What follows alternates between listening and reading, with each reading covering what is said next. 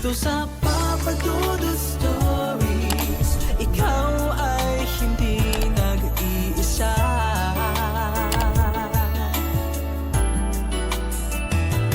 Dito sa Papa Dudut Stories, may nagmamahal sa'yo.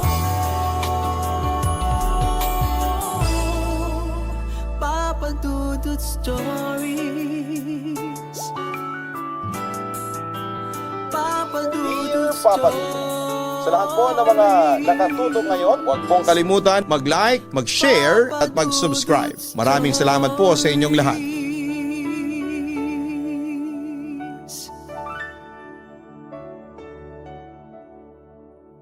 Sa panahon ngayon, kung gaano kahirap maghanap ng totoong pag-ibig, ganon din kahirap makakita ng totoong kaibigan. Isang kaibigan na mapagkakatiwalaan, maasahan at handang gawin ang lahat para sa iyong kapakanan. Ikaw, kapuso, kaya mo bang isakripisyo ang lahat, magsinungaling sa sarili mo at sa taong minamahal mo para lamang sa iyong kaibigan?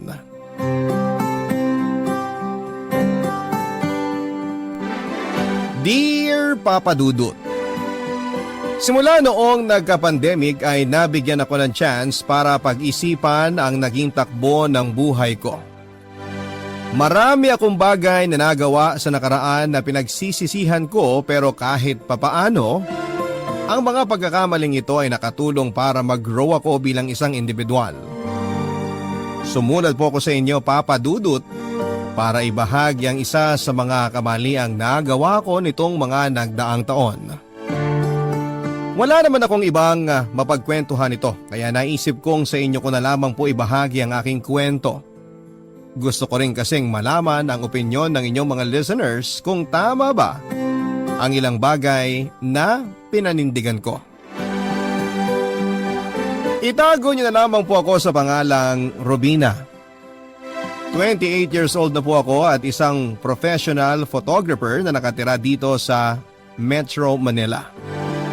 Mahiyain po akong tao at isa ito sa mga pangunahing katangian ko. Hindi ko po ito ipagkakaila, pero hindi rin po ako proud dito. Siguro ang ugali kong ito ang naging dahilan kung bakit simula pagkabata ay nahirapan akong makahanap ng mga kaibigan. Dumagdag pa rito ang pagiging strict ng parents ko. Wala po kasi akong muwang sa mundo noon nang mamatay ang nakakatanda kong kapatid. 8 years old lamang po siya noon nang masagasaan siya ng sasakyan sa harapan mismo ng bahay namin. Ang insidenteng yon ang rason kung bakit sobrang naghipit ang mga magulang ko sa akin noong kabataan ko, Papa Dudut. Hindi ko po naranasang maglaro sa kalye kasama ang mga kapitbahay namin. Hatid sando rin po ako noong nag-aaral pa ako sa elementary at high school. Dahil dito ay naging mailap po ako sa mga tao at nasanay na mapag-isa. Kaya hindi na po nakapagtataka na lumaki akong walang kaibigan.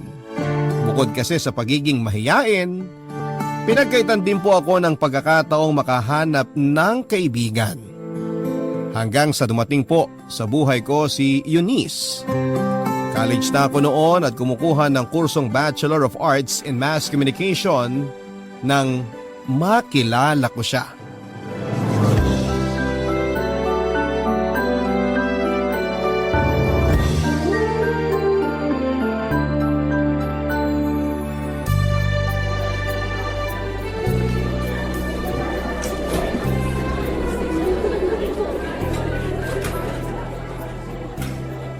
Ate, may nakaupo ba rito?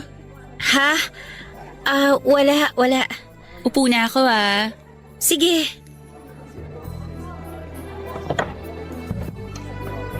Akala ko late na ako, mas late pa pala yung prof natin. Oo nga eh. Anong pangalan mo? Robina. First year ka rin? Oo, Mascom. Ako rin! Baka magka-block pa tayo. Anong oras next class mo? Mamayang 10 pa, NSTP. Wait nga, check ko lang sked ko.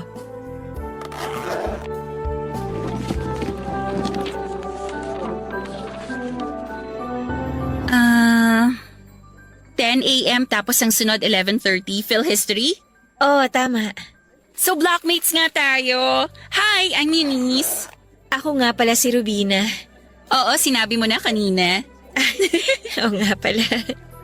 So bakit naman Mascom ang pinili mong course? Ako? Gusto ko kasi pursue yung passion ko sa photography. Ooh, mahilig kang mag-take ng pictures? May mga sample ka ba dyan? Patingin naman ako. Wala akong dala dito eh. Nasa bahay yung portfolio ko. Ano usually mga kinukunan mo? Mga tao ba? Scenery, pagkain. Ako kasi hanggang selfie lang eh. Kahit ano. Pero karaniwang kinukunan ko, pictures ng sunset. Minsan kumukuha rin ako ng pictures ng mga tao sa public places. Pero hindi pa ganong maganda photography skills ko eh. Inaaral ko pa nga kung paano mag-edit ng raw photos. Ako naman, hindi ko pa talaga alam kung anong gusto kong gawin sa future.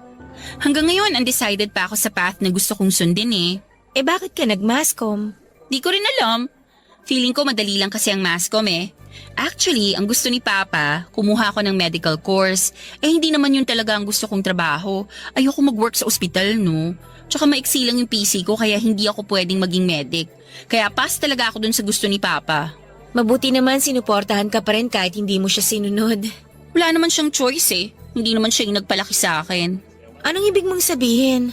Hiwalay na kasi yung mga magulang ko. Civil naman silang dalawa kahit papano, kaya nakakasama ko pa rin sila pareho. Pero hindi nga lang sabay. Nakatira kasi ako sa mama ko. Sa kanya ako lumaki. Pero kapag nagkakaroon ako ng tampo kay mama, doon ako kay papa. Yun ang benefit ng pagkakaroon ng hiwalay na magulang. At least para sa akin Ewan ko lang sa iba. Maswerte ka pa rin kasi may choice ka na makasama mo sila pareho. Yung iba kasi kapag naghiwalay ng mga magulang, isa lang sa dalawa ang pwede nilang piliin. Siguro nga swerte talaga ako. Bakit ikaw? Hiwalay din ba ang parents mo? Hindi naman. Pero sobrang strict nila sa akin. Ako na lang kasi natitira nilang anak eh. Only child ka? Ako rin only child. Actually, dalawa kaming magkapatid pero namatay yung kuya ko nung bata pa siya. Hala, ganun ba? Nakakalungkot naman. Ganun talaga ang buhay. Wala tayong alam sa kung anong pwedeng mangyari bukas. Totoo yan. Tulad ngayon, wala pang prof. Eh di sana diniretso ko na lang yung tulog ko kanina. Baka naman narito lang yung prof natin sa sked niya. Di kaya? Ewan ko lang. Tara na, alis na tayo. Ha? Hindi ba natin hihintayin yung prof natin? Anong oras na 7:40 na. Wala na yun. Eh paano kung dumating siya? Eh di sabihin natin, inayos natin ang sked natin kaya hindi tayo naka-attend ng class. Halika na, kain tayo sa cafeteria. Hindi pa ako nagbe-breakfast eh. Sige. Hindi na po ako iniwan ni Eunice simula noong araw na yon, Papa Dudut. Kung anong rason niya ay hindi ko po alam pero sumama na lang din po ako sa mga trip niya dahil wala pa naman akong gaanong kakilala sa school kasi kakasimula pa lang ng school year. Doon na po nagsimula ang friendship namin ni Eunice, Papa Dudut. Nung una medyo nahirapan akong sabayan siya sa mga bagay-bagay dahil sobrang magkaiba po ang personality naming dalawa. Kung ako ay tahimik lang, siya naman ay sobrang ingay. Hindi niya kayang manahimik ng 5 minuto. Lagi siyang may sinasabi at laging may dalang kwento. At hindi siya naperme sa iisang lugar. Hindi nga nagtagal, Papa Dudut, ay nasanay din naman kagad ako sa ugali niya. Gustong gusto ni Eunice na laging nasa kanya ang center of attention. Palibasa, palabiro rin kasi siyang tao. Maganda at mataray sa unang tingin pero kenkoy ang kanyang totoong ugali. Sa tawag ngayon, isa siyang babaeng bakla. Malakas ang kanyang karisma sa mga tao. Kayang-kaya niyang makipagkaibigan sa mga hindi niya kilala sa loob lamang ng 1 minuto. Kaya nga po sobrang laki ng paghanga ko sa kanya dahil nag-uumapaw ang self-confidence ni Eunice. Isang bagay na wala ako. Papa Dudut, napatunayan ko ang pagiging totoong kaibigan sa akin ni Eunice nang minsang ipaglaban niya ako sa isang professor. Nabiktima kasi ako noon ng isang professor na mahilig mag-power trip. Lagi niya ako noong binibigyan ng mababang grade sa mga output ko kahit na deserve ko namang magkaroon ng mataas na grado. Natatakot naman ako magsalita at lumaban sa pagiging unfair ng professor namin noon kaya si Eunice ang nagsalita para sa akin. Sa ginawa niya, nadabay siya sa pangpapower trip ng professor namin at pareho kaming binagsak ng semester na yon. Ganon pa man ay walang pagsisisi si Eunice sa ginawa niya dahil alam niyang siya ang nasa tama. Malaki ang pasasalamat ko sa mga ginagawa ni Eunice para sa akin, Papa Dudut.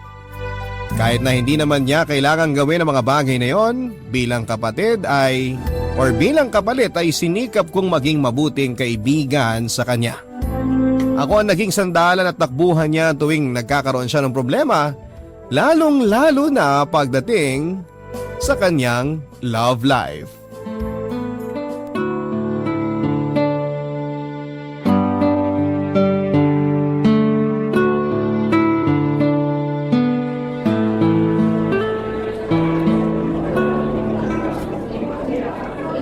Ayan, ito na yung pinabibili mong pagkain. Ang hilig mo talaga sa matatamis. Kailangan ko ng something sweet ngayon para maalis yung pagka-bitter ko. Oh, bakit bitter na naman? May problema na naman kayo ng jowa mo. Nakwento ko naman sa iyo yung nangyari, di ba? Last week pa yun ah. Hindi pa ba kayo nagkakaayos hanggang ngayon? Wala nang kailangang ayusin kasi tapos na kami. As in, wala na kayo? Oh my gosh, kailan pa? Kagabi lang. Actually, wala na talaga kaming chance na magkaayos. Kagabi lang namin ginawang official para wala nang problema. Wala na ba talagang chance? Kahit 10% lang? Wala na. Zero. Nek-nek niya. Ano akala niya sa akin, maghahabol? Sa ganda kong to, hindi ako marunong maghabol, no? Kala mo naman kung sinong gwapo, height pa lang talo na. Ano ba kasing nagustuhan mo sa lalaking yun? Ewan ko ba? Ginayuma yata ako ng buwisit na yun? Sabi ko naman sa'yo may something talaga sa lalaking yun. Ugali pa lang, hindi na mapagkakatiwalaan. Paano naman kasi? Ang galing niyang mambola. Daig pa yung mga sales lady sa mall. Ako naman tong si tanga, naniwala naman sa mga sinasabi niya. Ganun naman talaga ang mga lalaki Sasabihin lahat ng gusto mong marinig para makuha nila yung gusto nila. Hindi ka na natuto. Pero alam mo kung anong mas nakakainis? Alam kong bare minimum na nga yung binibigay niya. Hinahayaan ko pa siya sa mga ginagawa niyang kasalanan.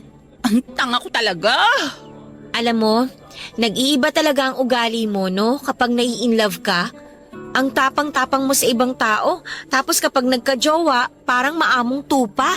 Ewan ko ba kung anong klaseng mahi ka meron ng pag-ibig na yan? Kaya nila siguro sinasabi na magical ang love kasi kahit pangit, pumopogi kapag na-inlove ka. Naku, mararanasan mo rin yan kapag nagka-jowa ka na. Ay sus, wag muna. Study first bago jowa.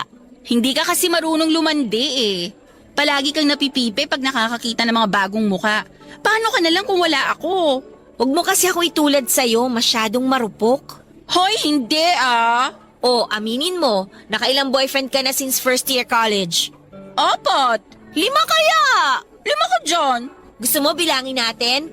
Yung irregular student na kaklase natin sa PE, yung nursing, yung kaibigan ng pinsan mo, yung nang ghost sa'yo, tapos itong huli. O ano ha? Excuse me, yung nursing, fling lang yon, hindi yun counted. O sige, sabihin na nating 4. Pero marami pa rin yun ha. Masyado ka kasing mabilis ma-fall sa mga lalaki Para ka nag-window shopping sa mall na kapag may nagustuhan, bili agad. Tapos sa huli, magsisisi. Sa habulin ng best friend mo May magagawa pa ba ako? Habulin nga, palagi namang niloloko. Bunga nga mo ha, nananakit. Basta ako, may araw din ang mga manluloko na yan. Akala ba nila, aalis na lang ako basta sa buhay nila nang walang pasabog? Bakit? Anong plano mong gawin? Papahirapan ko ang ex ko. Kala niya makakatakas siya sa panluloko niya sa akin. Ano ngang gagawin mo? Kilala ko mga kaibigan niya. Close rin kami ng nanay niya, kaya kapag ako talaga nagsalita, magtago na siya. Alam ko lahat ng mga baho ng lalaking yun. Masyado ka namang mapaghiganti. Hayaan mo na lang yun. Gawin mo na lang siyang lesson sa buhay mo nang sa ganon hindi ka na maloko sa future. Di naman ako makakapayag dyan. Kilala mo ako, Rubina, at hindi ako basta-basta umaatras. Taurus kaya to. Kaya kong itolerate pag-uugali ng mga tao, pero pag sinakta na ako, hindi ako basta nagpapatawad. Bala ka dyan, matanda ka na, alam mo nang ginagawa mo. Ganyan dapat. Support ka lang sa bestie mo. Parang kinakampihan mo pa yung loko-lokong lalaking yun eh. Mabilis talagang ma-fall sa mga lalaki si Eunice Papadudut. At kung gaano siya kabilis ma-in love ay ganon din siya kabilis magsawa o maiwan ng mga lalaki kanyang minamahal.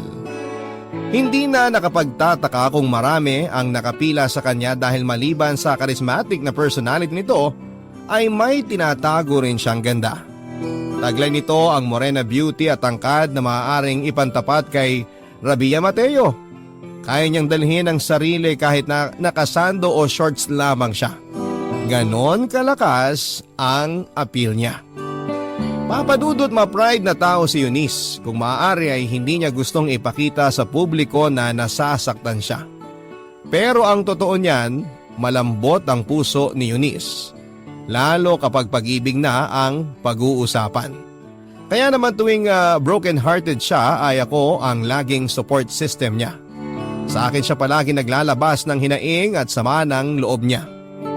Kapag naka-move on na siya mula sa taong nanakit sa kanya, agad kanyang aalisin sa buhay niya nang walang pag-aalinlangan.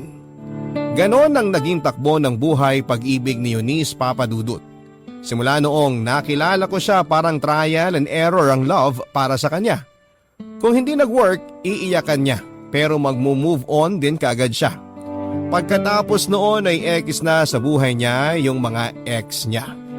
Mabait at masayang kaibigan naman si Eunice pero nakakatakot din siyang kaaway. Ipaglalaban ka niya sa mga taong umaagrabyado sa iyo. Pero kapag siya ang inagrabyado mo, ikaw mismo ang lalabanan niya. Sa loob ng halos 10 taon ay ganoon na po ang naging setup ng pagkakaibigan namin ni Eunice Papadudut. Ipinagtatanggol niya ako sa mga taong hindi ko kayang labanan samantalang ako naman ang sumasalo sa kanya tuwing nadadown siya. Dahil dito mas lumalim pa ang friendship naming dalawa. Pero masusubok ang tibay ng pagkakaibigan namin ni Eunice sa pagdating ni Aldred sa buhay namin. Ang mga kwento ng pag-ibig, kwento ng buhay at kwento ng pag-asa. Nasa Spotify na, Barangay Love Stories. Pakinggan kahit kailan, kahit saan. Barangay Love Stories sa Spotify. Kinig na, kabarangay! Papadudot ako ang unang nakakilala kay Aldred mula sa trabaho. Bagong hire lang siya noon bilang video editor matapos mag-resign at mag-solo ang dati naming editor. Unang araw pa lamang niya sa trabaho ay naging kaibigan na kaagad niya ang mga tao sa opisina. Mula pagpasok at pag-uwi ay hindi siya nauubusan ng energy. Daig pa niya ang nakainom ng energy drink. Nakikita ko sa ugali niya si Eunice Papadudut. Pareho kasi silang social butterfly na kaagad nakaka-vibe sa mga tao sa paligid nila. Kayang-kaya nilang mag-adjust sa iba't ibang personality ng mga taong nakakasalamuha nila. Bilang ako ang pinakatahimik sa grupo, ako ang paboritong inaasar at tinutokso noon ni Aldred. Nung una, inis na inis ako sa ugali niya, lalo na kapag kinukulit niya ako. Kung kailan busy ako sa trabaho, pero nasanay din naman ako sa ugali niyang yon kalaunan. Sa mga kulitan at asaran na yon ay nakabuo kami ng pagkakaibigan ni Aldred. Sincere at totoo kasi siya. Yan ang pagkatao niya. Kaya mabilis ko siyang nagustuhan. Kaya niyang ilugar ang pagiging palabiro niya at marunong magseryoso sa mga oras na kailangan. Aaminin ko sa inyo Papadudut na sa unang araw pa lamang ng pagkikita namin ay na-attract na ako sa physical appearance ni Aldred. Hindi ko naman itatanggi na gwapo talaga siya. Para siyang nanggaling sa isang fashion magazine na pinotoshop ang mukha niya. Matangos ang ilong, chinito at manipis ang labi na hawig sa mga sikat na K-pop idols. Matangkad at makinis ang kanyang balat na parabang suki sa derma. Kapag pinagsama-sama mga katangiang ito ni Aldred, baka pati kapwa niya lalaki ma-fall na sa kanya. Ganoon po nangyari sa akin Papadudut. Sa ilang buwang pagsasama naming dalawa ni Aldred sa trabaho ay gumaan na po ang loob ko sa kanya. Ito sana ang gusto kong sabihin kay Eunice noon na sa wakas ay nahulog na ang puso ko sa isang tao. Pero nang ipakilala ko si Aldred kay Eunice, hindi ko ine-expect ang naging takbo ng mga pangyayari.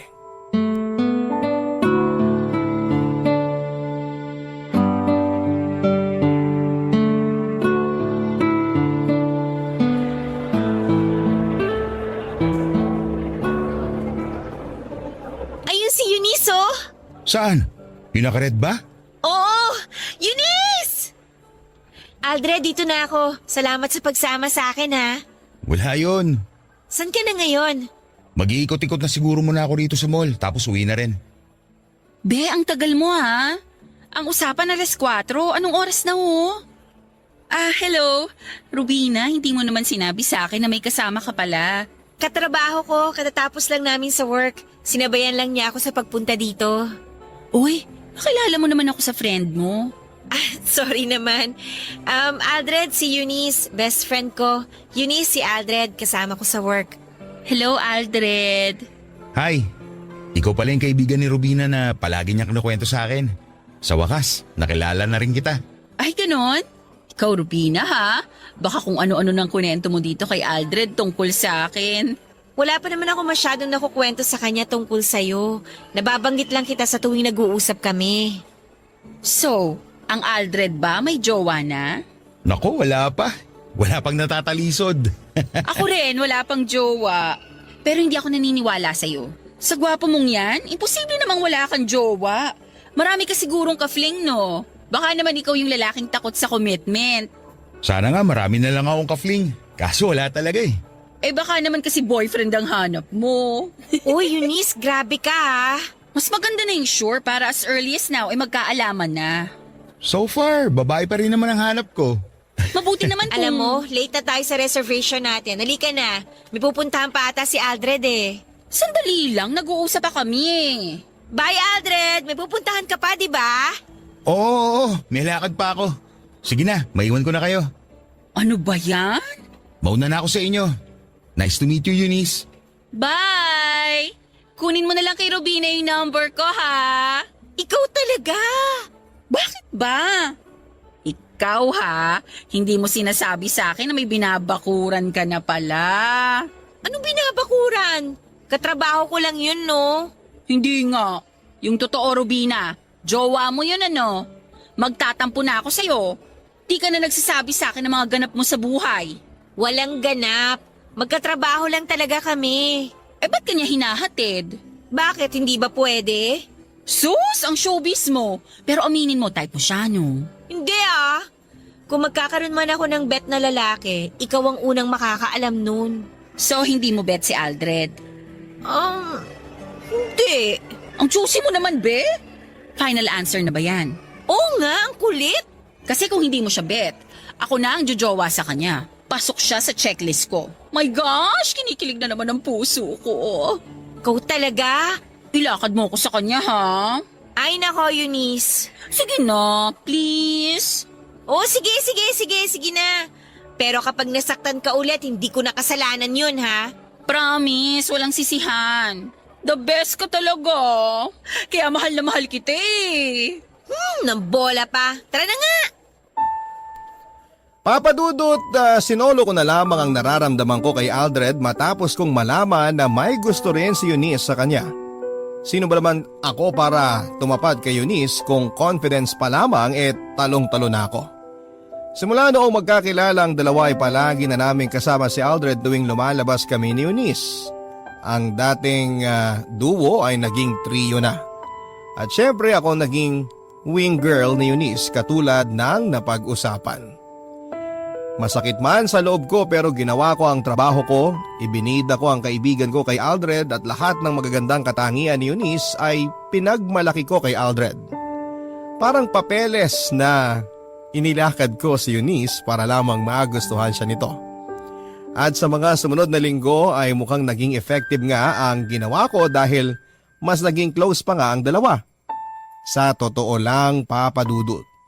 Tuwing nakikita ko sila na masayang magkasama, lihim po akong nasasaktan. Para bang binabackstab ko ang sarili ko. Naiinggit nga ako kay Eunice dahil napakadali lang niyang ilabas ang mga emosyong nararamdaman niya. Very vocal siya sa mga bagay na gusto niya kaya mabilis niyang nakukuha ang mga ito. Samantalang ako, Papa Dudut, ay kailangan ko pang mag-ipon ng sapat na tapang para masabi ko ang totoo na nararamdaman ko. Kung kailan naman may lakas na ako ng loob na magsalita ay saka naman huli na ang lahat. Naiinis nga ako sa sarili ko noon dahil hindi ko kayang magpakatotoo sa nararamdaman ko. Pilit kong itinutulak ang taong gusto ko sa iba. Hindi ko alam na ako na pala ang nananakit sa sarili ko. Sa mga sumunod na buwan ay nagpatuloy ang pag-push ko kay Aldred para kay Eunice. Pero sa mga panahong yon ay na-realize ko na wala talagang gusto si Aldred sa kaibigan ko. At napatunayan ko yon nang minsang mag-usap kaming dalawa ni Aldred.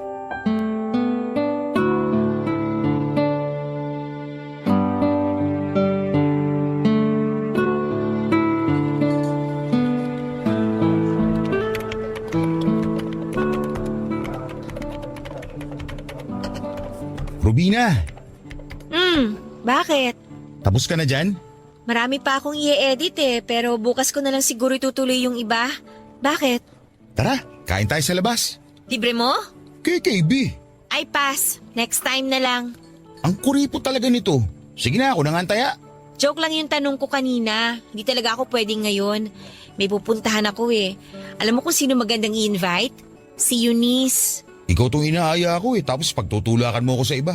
Sorry, hindi talaga ako pwede ngayon Si Eunice pwede yun anytime. Kalad ka rin yun Go yun sa lahat ng aya sa kanya. Alam mo, napapansin ko lang lagi mo sinasali si Eunice sa usapan. Habang kumakain, bigla mo na lang isisingit ko anong favorite food ni Eunice. Kahit sa trabaho, bigla mo na lang siya babanggitin out of the blue. Nakakahalata na ako sa ginagawa mo Bakit? Ano bang ginagawa ko? Magmamaang-maangan ka pa ba? Di ako pinanganak kahapon, Rubina. Masyado kang obvious Sasabihin ko na sa'yo para hindi ka na mapagod. Hindi ko type si Eunice. Bakit naman? Perfect girlfriend na si Eunice Maganda, sexy, mabait. Medyo makulit nga lang pero maaasahan siyang tao. Ipaglalaban ka niya basta nasa tama kayo. Sa hindi ko nga siya gusto. Ibang hinahanap ko at hindi si Eunice yun. Mas magaling ka pa sa akin Sino bang gusto mo, Aber? Ikaw? Ha? Baliw! Joke time ba to? Huwag mo akong ginaganyan, Aldred, ha? Hindi naman ako nagjo-joke Sa dami ng tao dito sa office, ikaw ang palagi kong inaayang lumabas. Sumasama ako sa lakad nyo ni Eunice dahil sa'yo. Kinukulit kita, inaasar kita lagi kasi nga yun lang ang paraan para makausap kita. Hindi ko alam kung napapansin mo yun o hindi, pero yun ang totoo. Gusto kita, Rubina. Alam mo namang patay na patay sa'yo si Eunice, diba? Bakit? Required ba na gustuin ko siya porket patay na patay siya sa akin? Hindi naman, pero sana bigyan mo siya ng chance. Mabait na tao si Eunice. Napupunta lang siya sa maling tao kaya lagi siyang sawi sa pag-ibig. Paano kung maling tao rin ako? Hindi yan. Bagay kayong dalawa. Bagay na bagay. Swak kayo sa isa't isa. Tsaka alam ko yun dahil pareho ko nakikita ang personality ninyo. Compatible kayo. Sobra. Hindi ikaw magde-decide noon, Rubina. Kung compatible kami o hindi. Si Cupido ka ba? Ikaw na ba ngayon ang nagdedesisyon para sa mga tao? Kung sinong dapat nilang mahalin? Yun lang naman ang hiling ko sa'yo Bigyan mo ng chance si Eunice. Promise, hindi ka madidisappoint. Baka nga pasalamatan mo pa ako Nakakawalang gana naman. Kung ayaw mo sa akin, sabi mo na lang na ayaw mo. Hindi yung kung ano-ano pa sinasabi mo. Pinagpipilitan mo pa ako sa ibang tao Gusto mo, sa'yo na tong puso ko para ikaw na lang mag-decide para sa akin. Hindi naman sa ganon. Gusto ko lang naman na... Isang tanong, isang sagot. Oo, hindi lang ang sagot. Wala ba akong chance sa'yo? Pero totoo nga, kung kay Eunice ka... Eunice. Lagi na lang Eunice. Nakakarindi na Sabihin mo na lang kung hindi mo ako gusto. Kung wala akong chance sa'yo, para tapos na. Dami mo pang sinasabi. Oo na, gets ko na ayaw mo sa akin. Nandadamay ka pa ng ibang tao. Ba't ka nagagalit? Hindi ako galit. Naiinis ako sa'yo. Bahala ka dyan. Papa Dudut, hindi ko alam kung bakit hindi ko pa kinagat ang opportunity na dumating sa akin nung time na yon. Chance ko na dapat yon na magtapat ng nararamdaman kay Aldred, pero dahil sa magkahalong kaba, takot at hiya ay umurong ang buntot ko at muli akong nagtago sa sarili kong pagkakaila. Inisip ko rin noon na maaaring maging reaksyon ni Eunice kapag nalaman niyang may gusto rin ako sa lalaking napupusuan niya. Lalo na kapag nalaman niya na sa akin pala may gusto si Aldred at hindi sa kanya. Ayokong saktan ng best friend ko, Papa Dudut, kaya nag-decide na ako na itago na lamang ang totoong nararamdaman ko para hindi na gumulo ang sitwasyon. Alam ko rin naman na mabilis magsawa sa lalaki si Eunice. Sa tagal ng pagsasama naming dalawa bilang magkaibigan ay hindi ko pa siya nakitang tumagal sa isang relasyon. Allergic kasi siya sa mga long-term relationship. Ang sabi ko sa sarili ko noon ay hihintayin ko na lamang na ma-fall out of love si Eunice kay Aldred. At kapag nangyari yon ay baka ready na akong sabihin kay Aldred ang totoo. Yun nga lang, Papa Dudut, hindi nagkatotoo ang inaasahan kong mangyari. Sa mga sumunod na buwan, mas naging close pa ang dalawa hanggang sa unti-unting nawala na ako sa picture. Nagkaroon po ng sariling mundo sila Aldred at Eunice at dumating nga sa puntong lumalabas na sila nang hindi na ako kasama. Ang trio bumalik na sa pagiging duo. Ang kaibahan nga lang, ako ang naalis. Nalaman ko na lamang sa mga sumunod na araw na ang lalaking gusto ko at ang best friend ko ay magjowa na pala. Ang mga kwento ng pag-ibig, kwento ng buhay at kwento ng pag-asa. Nasa Spotify na, Barangay Love Stories. Pakinggan kahit kailan, kahit saan. Barangay Love Stories sa Spotify. Kinig na, kabarangay! Hindi naman naging kami ni Aldred, Papa Dudut. Pero naging broken ako ng araw na malaman ko ang balitang sila na ni Eunice. Iniyakan ko ang taong hindi naman naging akin. Parang akong sira dahil ako rin naman ang naging dahilan kung bakit ako nasaktan.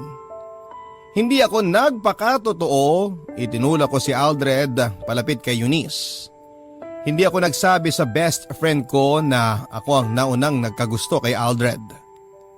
Nabigyan nga ako ng pagkakataong umamin pero pati yun ay sinayang ko. Tapos ako ngayon ang nagdadrama na para bang bida sa teleserye na inagawa ng asawa. Durog na durog ako noon, Papa Dudut. Habang nakikita silang sweet sa isa't isa, ganun pa man ay pinilit kong maging masaya. Kailangan kasi dapat kong ipakita sa best friend ko na full support ako sa relasyon nila ni Aldred. After all, ako ang naging wing girl niya. Hindi rin naman ako totally nawala ng pag-asa ng mga panahon na yon. Pinangahawakan ko pa kasi noon ang katotohanang hindi kaya ni Eunice ang tumagal sa isang relasyon. Medyo selfish pakinggan pero pinapanalangin ko noon na sana ay hindi sila magtagal ni Aldred. Masama ng kaibigan kung masama, Papa Dudut, pero yon ang inaabangan kong mangyari.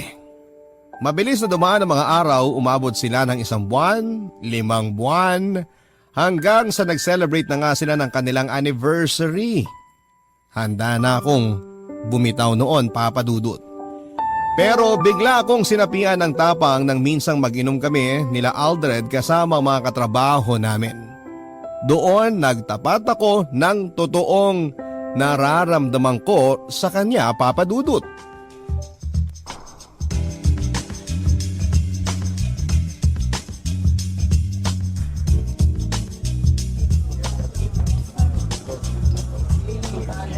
Rubina, ano, kaya mo pa?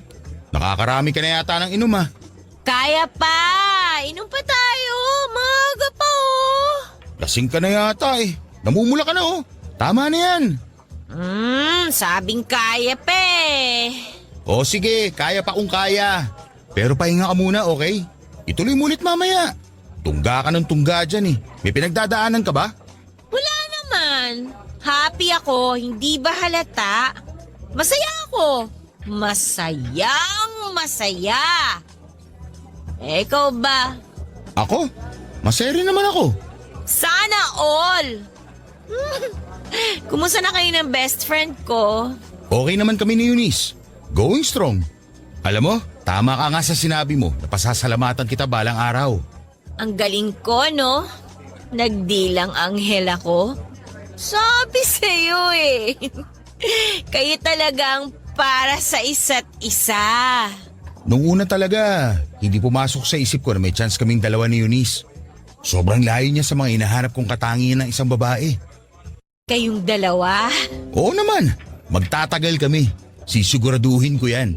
Para naman kahit papano magkaroon si Eunice ng mahaba-habang karelasyon. Noon kasi, mahaba na para sa kanya yung 3 months eh. Noon yun kasi mga bata pa kayo noon. Pero tingin ko naman, seryoso na si Eunice ngayon. Nako, maniwala ka sa akin. Halos 10 taon na kaming mag-best friend niyan. Kaya kilalang kilala ko na siya. Madaling magsawa si Eunice. Kaya nga, galingan mong maging boyfriend niya kasi kung hindi, nako. Iiwan ka nun. Sandali nga. Ano bang gusto mong palabasin? Wala naman. Nagsasabi lang ako ng totoo. Alam kong nakainom ka pero sana marinig mo yung mga sinasabi mo. Parang sinisiraan mo na si Eunice eh. Di ba ikaw nga ang number 1 na nagtulak sa akin na ligawan siya? O ngayon kami na, bakit ganyan lumalabas sa bibig mo? Hindi ko siya sinisiraan, okay? Sinasabihan lang kita sa pwedeng mangyari. Walang mangyayari sa amin. Ano, manghuhula ka na rin ngayon? Ba't ka ba nagkakaganyan? Ba't ako nagkakaganito? Hindi ko alam. Baka kasi nagsiselos ako. Baka lang naman. Ano nagsiselos? Dahil ba nawawala ng atensyon sa'yo ni Eunice? Di ba ito naman ang gusto mo mangyari? Hindi ako nagsiselos sa'yo. Nagsiselos ako kay Eunice. Di ka ba marunong magbasa ng body language? May gusto ko sa'yo, Aldred. Gusto kita. Matagal na. O, ayan na. Ayan na yung sagot sa tanong mo noon. Gusto kita. Mas nauna ako nagkagusto sa'yo kaysa kay Eunice. Pero ano pa bang magagawa ko? Kayo na eh. Kaysa magpaka-bitter, hindi magpaka-plastic na lang ako. Kunwari masaya para sa inyong dalawa. Kahit na yung totoo, sasaktan ako. Bakit ngayon mo lang sinabi? Kasi ayoko magalit si Eunice sa akin. Ayoko masira yung pagkakaibigan namin. Natakot ako. Pero ngayon okay lang kahit masira ng pagkakaibigan nyo? Okay lang kahit magalit na siya sa'yo? Hindi ko alam. Totoo lang, hindi ko talaga alam, Aldred. Pero gusto kong malaman mo na matagal kong binuo yung tapang na meron ako ngayon para sabihin sa'yo yung totoo. Kaya sana may chance pa ako. Nahuli ka na, Rubina. Mahal ko na si Eunice. Siya na ang laman ng puso ko. Siya na ang gusto ko kaya malabo na mangyari ang gusto mo. Pero sinabi mo sa akin noon na gusto mo ko. Sabi mo ayaw mo kay Eunice. Noon yun. Natatandaan mo pa ba kung anong naging sagot mo sa akin nung nagtapat ako sa'yo? Sabi mo, kay Eunice na lang ako. Ipinagtabuyan mo ako. Ipinilit mo ako sa ibang tao tapos ngayon gagawin mo sa akin to? Sa amin ng best friend mo? Rubina, ang sabaw nga kapag hindi mo pinansin ng ilang oras, lumalamig. Pag-ibig pa kaya? Pero pwede namang initin ulit, di ba? Pwede namang ibalik kung gugustuhin mo. Yun ang problema. Paano kung ayaw ko na? Siguro tama nga na ganito ang nangyari. Kasi paano ako magmamahal ng babae na sa simula pa lang, hindi na ako kayang ipaglaban. Papadudot na wala ang amats ko sa mga sinabi sa akin ni Aldred ng gabing yon. Masakit palang masampal ng katotohanan. Ayoko bang umiyak pero pagka-uwi ko ng bahay ay kusang nagsipaglabasan sa mga luha sa mata ko. Bigla akong naawa sa sarili ko. Napakalaki ng pagsisisi ko sa mga maling desisyon na ginawa ko, Papa Dudut. Kung pwede lang sanang bumalik sa unang araw na pagkikita namin ni Aldred. Doon pa lamang ay aaminin ko na ang katotohanan. Sana ay hindi ko na lamang siya ipinakilala kay Eunice. Sana umamin na lang din ako noong nagtapat siya sa akin. Sana pinaglaban ko na lamang ang nararamdaman ko. Pero Papa Dudut, ang masaklap na katotohanan, hanggang sana na lamang ang lahat ng yon dahil tunay ngang laging nasa dulo ang pagsisisi. Sa sumunod na araw ay kapansin-pansin ang pag-iwas sa akin ni Aldred sa trabaho. Naintindihan ko naman kung bakit niya ginagawa yon. Maging ako ay wala na rin namang mukhang iaharap sa kanya matapos ang nangyari sa aming dalawa. Pero kinapalang ko na ang mukha ko ng araw na yon para pakiusapan si Aldred na huwag nang banggitin pa kay Eunice ang mga nangyari. Sinabi ko rin sa kanya ang kalimutan na ang mga sinabi ko ng gabing yon at ibaon na lamang ito sa limot. Ayokong eto pa ang pagmula ng gulo at pagkasira ng pagkakaibigan namin ni Eunice. Dahil sa nangyari, sinimulan kong ilayo ang sarili ko kina Aldred at Eunice. Kahit anong pagpapanggapang gawin ko, hirap na akong itago ang nararamdaman ko noon. Para nga sa ikabubuti ng isip at puso ko ay umiwas na lamang ako sa kanilang dalawa pero napansin kaagad ni Eunice ang ginagawa ko. Kaya nilapitan niya ako upang kumustahin kung may problema nga ba.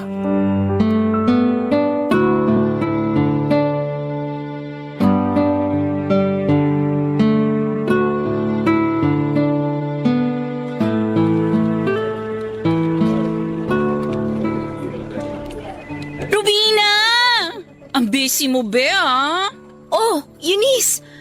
Anong ginagawa mo dito sa office? Susunduin ko sana si Aldred. Lalabas kasi kami kaso masyado yata ako napaaga. Hindi naman. Actually, pa-out na kami. Mag-OT nga lang ako kasi may hinahabol akong deadline. Mukhang busy ka nga talaga, ang kalat ng desk mo eh. Ay, sobra. Marami kasing events last week kaya ang daming trabaho. Hindi na nga ako makagala. Nakita mo na ba si Aldred? Doon ang desk niya Oo, nag-usap na kami. Ang totoo niyan, kaya ako nagpumilit na sunduin siya dito sa work kasi gusto talaga kitang makita. Ako? Bakit naman? Anong bakit? Baliw ka. Tagal mo na kayang hindi nagpapakita sa akin. Hindi ka nagbabasa sa GC. Hindi ka rin nagme-message sa akin. Mabuti nga si Aldred, araw-araw kang nakikita rito kasi magkatrabaho kayo. Paano naman ako? Kung hindi kita dadayuhin, hindi ko pa malalaman kung humihinga ka pa ba o hindi na. Sorry naman. Sobrang busy ko lang talaga nitong mga nakaraang linggo. Peak season kasi, kaya maraming occasions. Sunod-sunod ang mga kinakasal, debut, pati binyag. Actually, marami pang ang nakabook for next week kahit itanong mo pa kay Aldred. Kahit na, dapat nag-a-update ka pa rin paminsan-minsan. Bahala ka. Iisipin kong iniiwasan mo na ako. Hindi mo naman ako iniiwasan, di ba?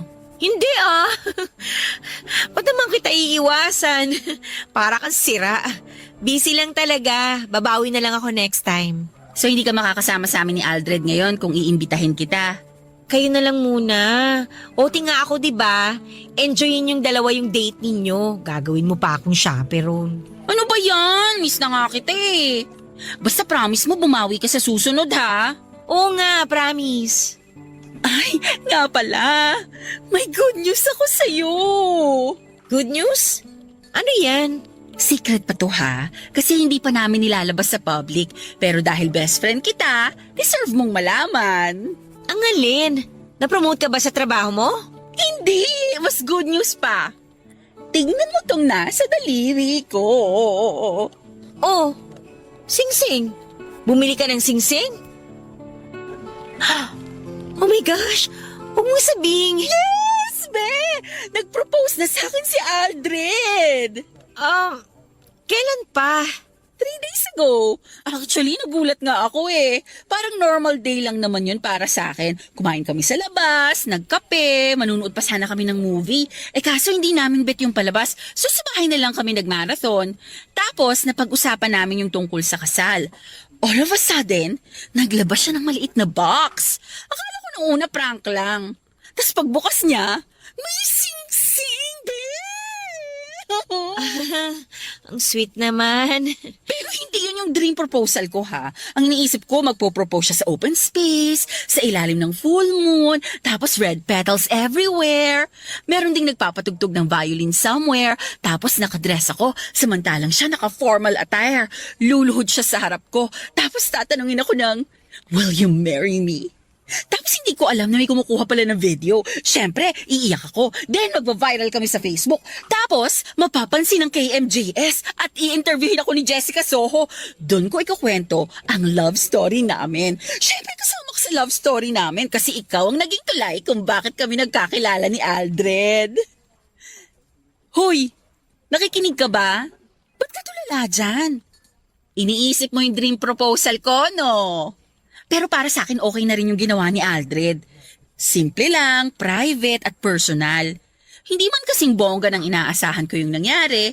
At least, finally, mangyayari na yung inaasam-asam ko. Ikakasal na ako, be! Congrats. Okay ka lang ba talaga? Ba't parang ang lalim ng iniisip mo? Okay lang ako. Bigla ko lang naalala yung mga nakatambak kong trabaho. Ah, ganun ba? O sige, maiwan na kita kung busy ka talaga. Baka nakakaabala pa ako. Anyway, yun lang naman ang gusto kong sabihin sa'yo. Pero huwag mo munang pagsasabi, ha? Oo, walang makakaalam. Congratulations ulit sa inyo ni Aldred. Usap tayo kung hindi ka na busy. Kasi ikaw ang magiging maid of honor ko. Matik na yan. Bawal tumanggi, ha? Hindi pa naman kami ikakasal agad, kaya huwag ka mag-alala. Baka next year pa siguro yung kasal. Kasi kailangan pa namin mag-ipon ni Aldred. Masyado kasing excited yung lalaking yun nag-propose agad. Pero balitaan kita sa details ha, kasi sasamahan mo ako mag-plan. Grabe, excited na ako mag-try ng mga wedding dress, mag-cake tasting, tapos pumili ng entourage. O sige na, maiwan na kita dyan. Text mo ko kung kailan ka free ha, kailangan natin ng girl time, okay? Bye! Sige, bye. Ingat kayo sa lakad nyo ni Aldred.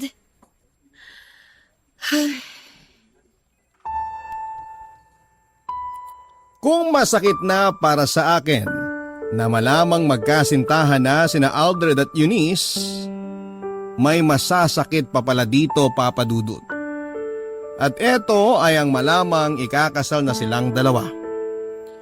Para bang nag-malfunction ang utak ko nang nalaman ko yon. Wala akong nasabi sa binalita ni Eunice at biglang bumigat ang dibdib ko. At para bang natapala ng semento ang lalamunan ko't hindi kaagad ako nakapagsalita. Bilang dakilang kaibigan, kinailangan kong ngumiti, magtatalon sa tuwa at i-congratulate ang best friend ko na sa wakas ay nahanap na niya ang forever niya. Mag-isa kong hinarap ang heartbreak ko, Papa Dudut, at kasabay nito ay pinangatawanan ko pa rin ang pagsuporta ko sa relasyon nilang dalawa ni Aldred.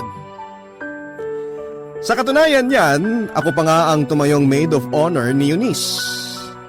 Isa ako sa mga nagplano sa dream wedding nilang dalawa. Ako rin ang naging official photographer para sa prenup photos nila at sa araw mismo ng kasal. Lahat ng yun ay ginawa ko para sa best friend ko kahit na ang kapalit nito ay ang pagkadurog ng puso ko. Papa Dudut, wala naman akong sinisisi sa mga nangyari kundi ang sarili ko. Hindi ko pwedeng ibaling ang sisi kina Aldred at Eunice dahil wala naman silang ibang ginawa kundi ang magmahalan. Ako ang nanakit sa sarili ko sa pamamagitan ng paglayo mula sa kaligayahang abot kamay ko na sana. Matapos ikasal sina Aldred at Eunice ay dahan-dahan akong dumistansya sa kanila. Busy na sila noon sa pagbuo ng sarili nilang pamilya kaya hindi na nila napansin ang paglayo ko sa buhay nila. Umalis ako sa dati kong trabaho at nagbukas ng sariling photography business. Sinikap ko pong kalimutan ang mga nangyari, Papa Dudut, pero minsan ay dumarating pa rin ako sa point kung saan ay bumabalik sa mga alaala ko ang isang pagkakataong nasayang. Sa ngayon ay meron na akong boyfriend. Foreigner po siya. Taga-Ireland at bagamat LDR ay ginagawa ko pa rin ang best ko upang hindi na muling maulit ang mga pagkakamaling nagawa ko sa aking nakaraan. Ang tanging hiling ko na lang sa ngayon ay sana ay tuluyan na akong makapag-move on mula sa multo ng aking nakaraan. Dito na po nagtatapos ang kwento ko, Papa Dudut, at sana'y kapulutan ng aral ang storyang binahagi ko sa inyo. Magandang araw and God bless. Ang inyong forever kapuso at kabarangay, Rubina. Ang buhay ay mahiwaga, laging may lungkot at saya. Sa Papa Dudut Stories, laging may karamay ka. Mga problemang kaibigan, dito ay pakikinggan ka. Sa Papa Dudut Stories, kami ay iyong kasama. Dito sa Papa Dudut Stories, ikaw ay hindi nag-iisa.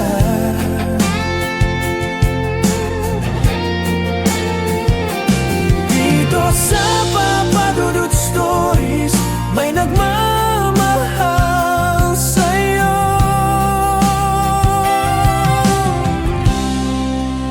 Papa Dudut Stories,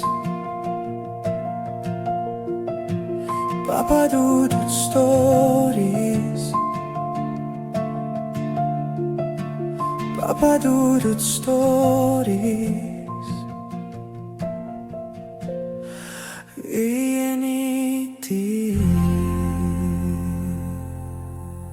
Dito sa Papa Dudut Stories, ikaw ay hindi nag-iisa.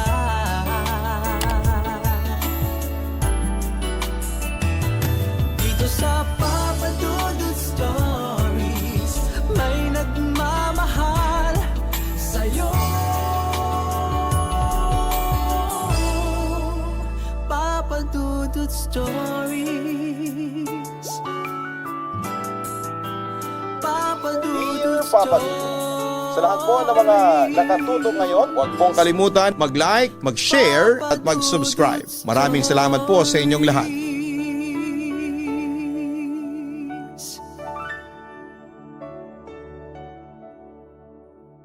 Kapag tayo ay higit na pinagpapala ng buhay, ay dapat tayong maging mapagpakumbaba sa ating kapwa dahil kung minsan iba rin maglaro ang tadhana. Ikaw kapuso, marunong ka bang lumingon sa pinanggalingan mo?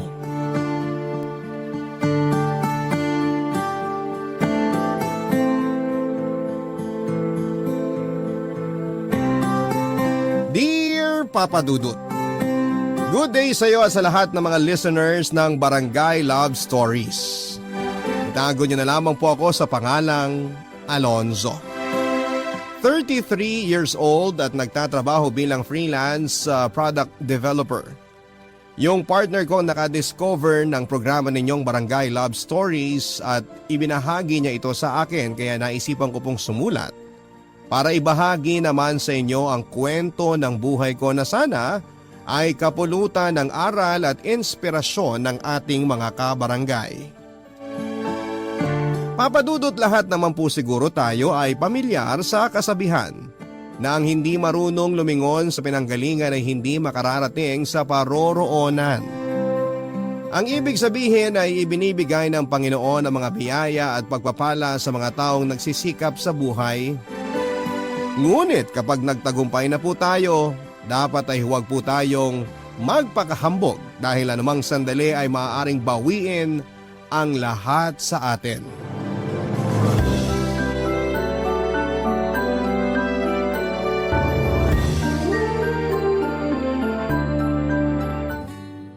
Na po ako.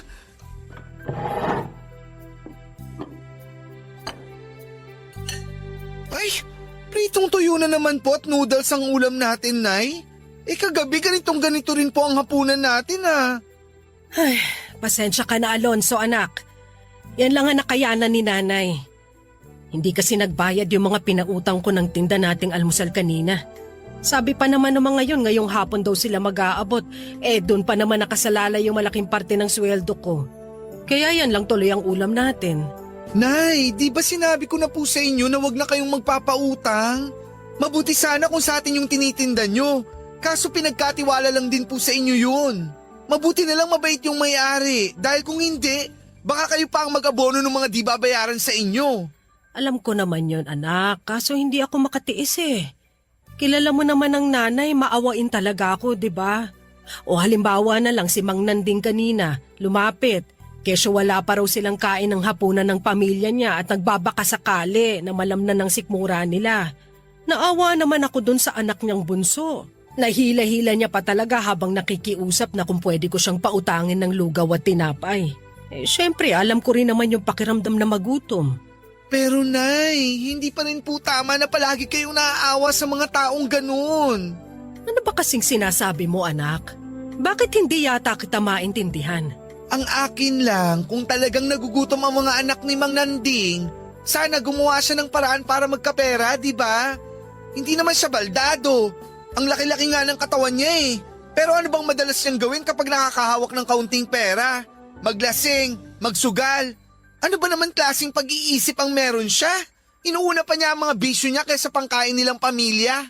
Tapos bigla na lang siyang lalapit sa inyo para magmakaawa na kesyo wala pa silang kain simula kagabi. At tinamay pa talaga niya yung anak niyang bunso para mas maging dukha silang tingnan. Alonso, ano ba naman yung pinagsasasabi mo? Hindi maganda ang mambintang sa kapwa. Wala ka kanina kaya hindi mo nakita kung gaano nangangailangan ng pagkain yung tao. Isipin mo na lang yung anak niya. Meron pang 5 dun sa kanila na nagugutom din. Dun sa mga bata, baka pwede pa po akong maawa.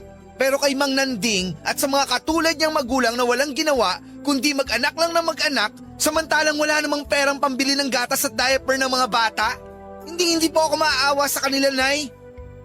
Ay, Nay, intindihin niyo rin po sana ang pinanggagalingan ko. Alam niyo rin naman na nagsasabi lang po ako ng totoo, di ba? Oo, pero hindi pa rin tama na ganyan ka magsalita sa kanila anak. Hindi natin alam ang pinagdadaanan ni Nanding. Siguro kung may pagpipilian lang siya, hindi naman niya gugustuhin maging ganong klaseng padre de pamilya. Naniniwala po ako na may choice ang bawat isa sa atin. At choice rin ni Mang Nanding kung bakit ganun ang buhay nila. Ang malas lang kasi, dinamay pa niya yung mga anak niya. Sana siya na lang para hindi kawawa yung mga bata. Ay, anak, ano bang nangyayari sa'yo? May problema ka ba? Dahil ba hindi mo gusto ang ulam natin kaya ka nagkakaganyan? Wala po akong problema, Nay. Saka ayos lang naman po tong ulam natin. Kaya ko pong lunukin to. Hayaan mo, bukas na bukas, babalikan ko yung mga may utang sa akin. Tapos hindi ko na ulit sila papautangin. Kasi may punto ka rin naman sa mga sinabi mo. Dapat kahit mahirap lang tayo, matuto pa rin tayo magsikap sa buhay para maiahon natin ang sarili natin. Kaya nga nagpapasalamat ako sa Panginoon dahil malapit ka na magtapos sa pag-aaral anak. Siguradong magiging maganda na ang buhay mo. Huwag po kayong mag-alala, Nay. Dahil hindi po ako titigil sa pagsisikap. Lalo lang po ako magpupursige para umasenso. Darating ang araw, makakaalis din tayo sa lugar na to. Ayoko kasi na magtagal pa rito. Magulo at hindi magandang impluwensya ang karamihan sa mga kapitbahay natin. Mga taong walang pangarap sa buhay at kontento na lang sa kung anong meron sila.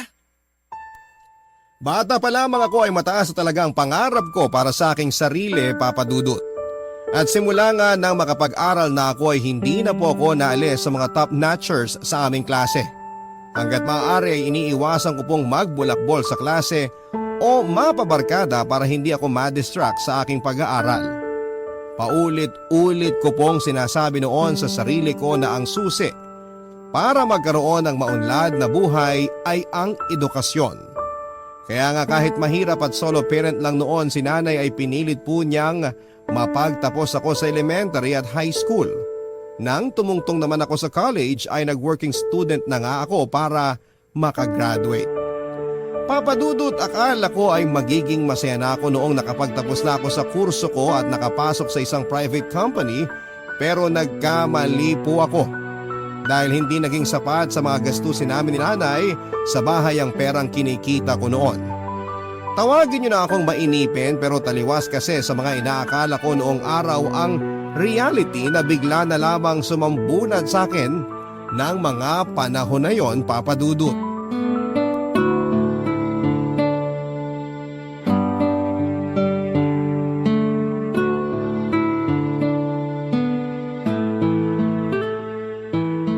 Alam nyo, Nay, kahit siguro magtrabaho ako hanggang linggo, hindi pa rin sapat yung sweldo ko kada kinsenas at katapusan. Sa mga gastusin lang natin at bayarin, kulang na. Pasensya ka na anak at hindi kita matulungan sa pagtatrabaho. Kung bakit pa kasi biglang nagsulputan to mga sakit-sakit sa kasukasuan at katawang ko. Dalawa sana tayo ngayong kumikita. Wala naman pong kaso yun at hindi ko rin naman po kayo pinipilit na magtrabaho, Nay. Ang akin lang, kung magpapatuloy na ganito lang ng ganito ang gagawin ko sa buhay, walang usad o progreso. Baka hindi na talaga matupad yung pangarap ko na makaalis tayo sa lugar na to.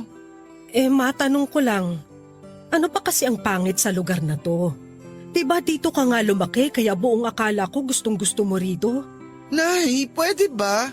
Sino may sabi sa inyo na gusto ko rito? Kung ako lang papipiliin, ayokong dito pa rin ako mamatay. Tulad ng sabi ko sa inyo noon, pangarap ko na makaalis dito.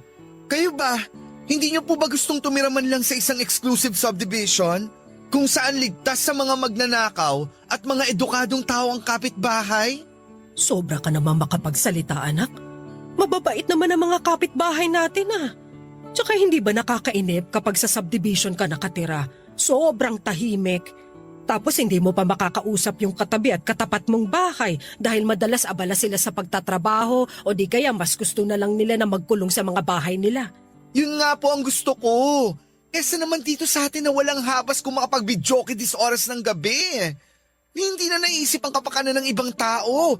Basta sila, ayun, makapagsaya. Di baling may maistorbong tulog o gustong magpahinga. Ay! Tapos kapag may lasing, palaging nauuwi sa away. Meron din pong naturingang magpapamilya, pero kung magmurahan at magsumbatan dahil lang sa maliit na bagay, akala mo hindi magkakamag-anak? Sinong matinong tao ang hindi papangarapin na makaalis sa lugar na to?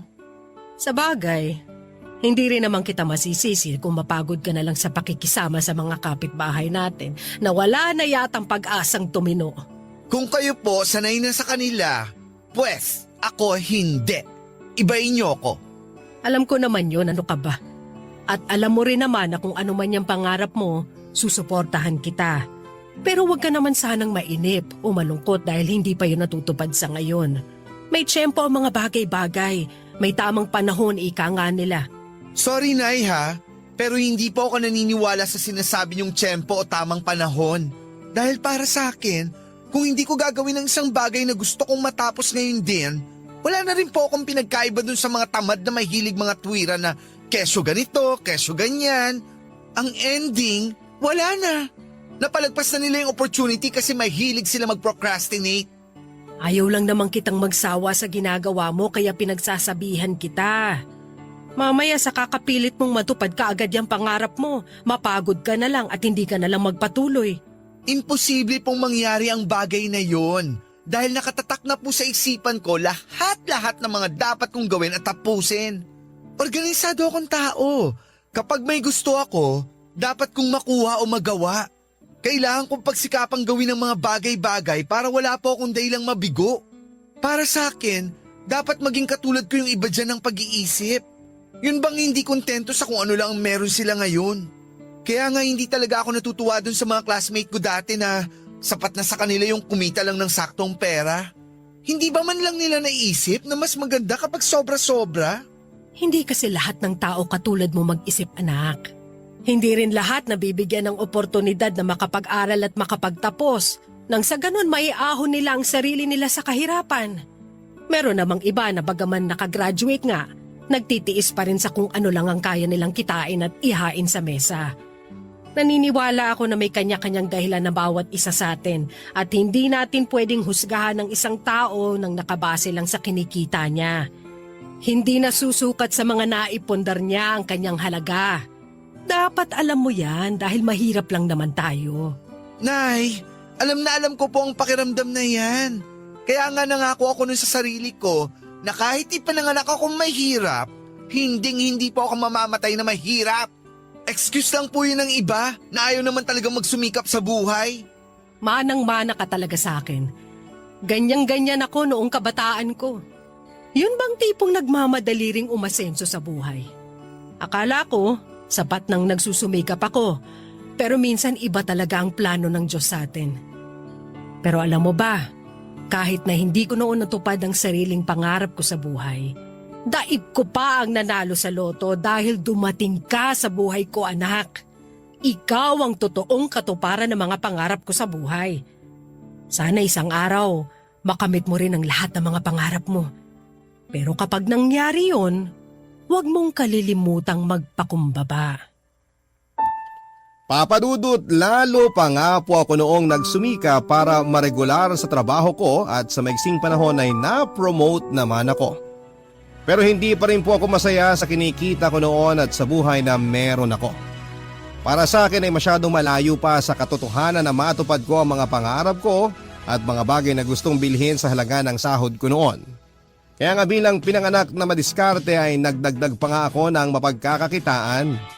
Doon ko na po pinasok ang larangan ng pagkatrabaho online bilang freelancer. Naranasan ko pong kumita noon ng 6 digits, Papa Dudut, at kahit na hindi pa nga nagtatagal, ay nag-resign na rin po ako sa pinagtatrabahuhan ko. Hindi po ako naniniwala sa swerte, Papa Dudut, dahil lahat ng meron ako ng mga panahon na yon ay pinaghirapan ko. Kung may mga kaedad ako ay nabisi sa pagsasaya, ako naman ay kumakayod. Kung tulog ang karamihan sa gabi, gising na gising naman ako. Karir kung karir, ika nga nila. Ganyan po ang ginawa ko para umasenso, Papa Dudut. Hindi nagtagal ay nagbunga naman ang mga pagsisikap ko dahil nakabili ako ng bagong bahay sa isang exclusive subdivision para sa amin ng nanay ko. Tapos nakapagpundar din po ako ng sasakyan, lupa at condo unit. Kung ikukumpara sa mahirap na kalagayan naming mag-ina noon ay napakalayo po ng narating ko sa buhay. Iba po kasi yung pakiramdam kapag secured ka. Yung bang alam mo na may pera ka sa bangko na mahuhugot kapag kailangan mo. Yung bang may pagkain ka sa mesa at hindi ka na magwo-worry na magutom pa.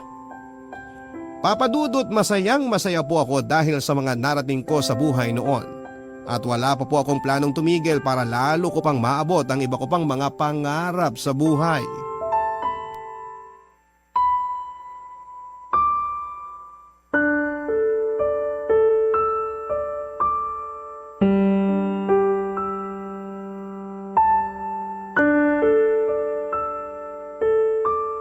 Ay, nako, paano ba to?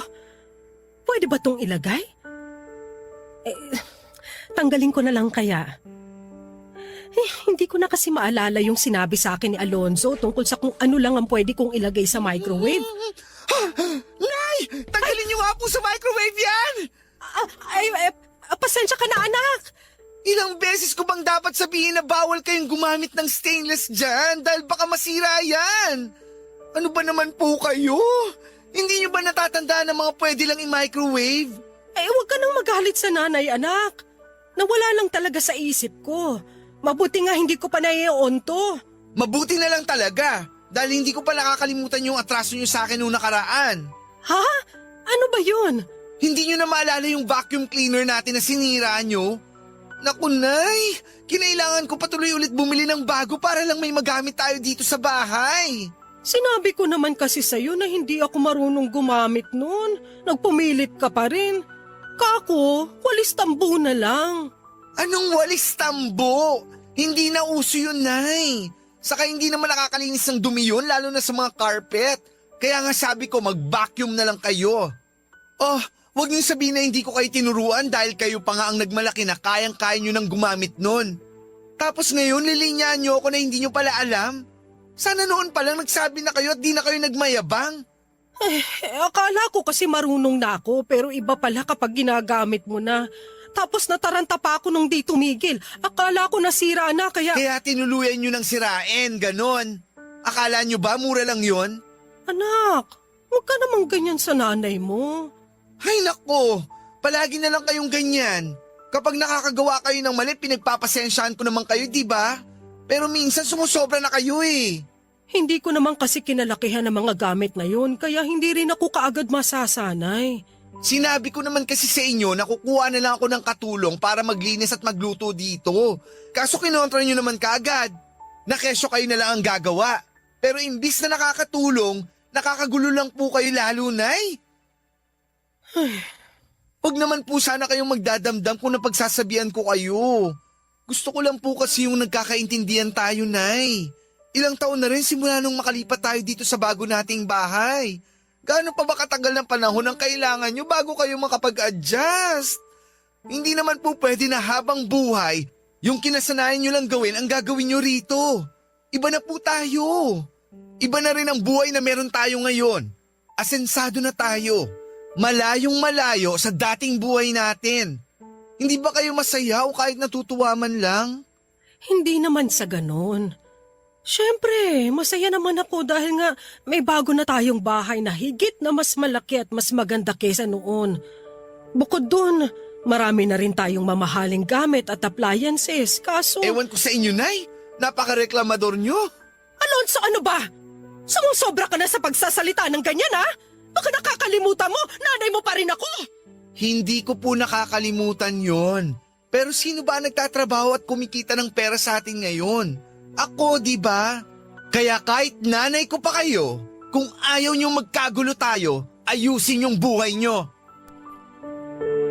Hindi natin mapipili kung anong uri ng buhay ang kahantungan natin sa oras na ipanganak tayo sa mundo, pero pwede nating piliin kung hanggang sa kamatayan ay mananatili tayo dito.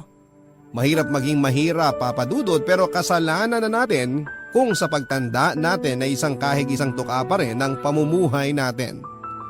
Minsan kapag binabalikan ko kung paano kami noon salat na salat ni nanay sa pagkain, hindi maayos ang tirahan at kapos sa material na bagay ay para bang pinaninindigan ako ng balahibo.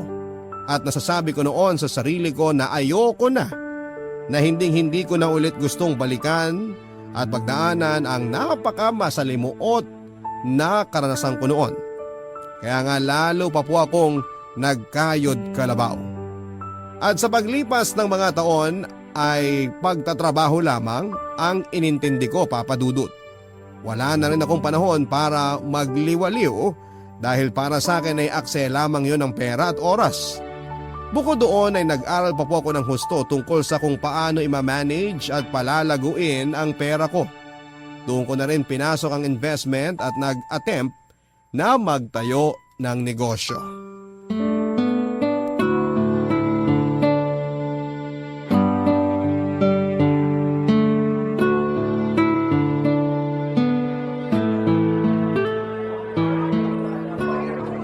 Oh, basta! Nabook ko na yung trip natin next month, ha?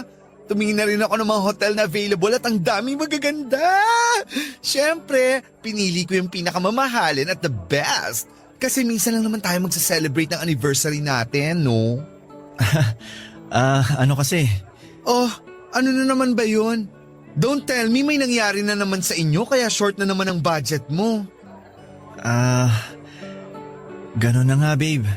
Ay, naku naman! Pwede ba makinig ka muna sa akin bago ka mag-react ng ganyan? Ano pa ba kasing gusto mong pakinggan ko? Para kasing alam ko na kung saan pupunta ang usapan na to eh. Kabisado na kita, Martin.